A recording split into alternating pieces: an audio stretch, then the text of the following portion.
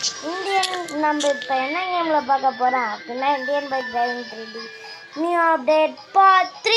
Okay guys, நீங்கள் அதுவே உங்கள் ஃபோன் கால் ஓப்பன் பண்ணி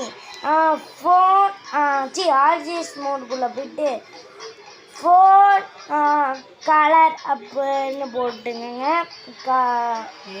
கலர் கிரே, உங்களுக்கு பிடிச்ச கலர் போட்டுக்கலாம். நான் இப்போ க்ரீன்னு போட போகிறேன்.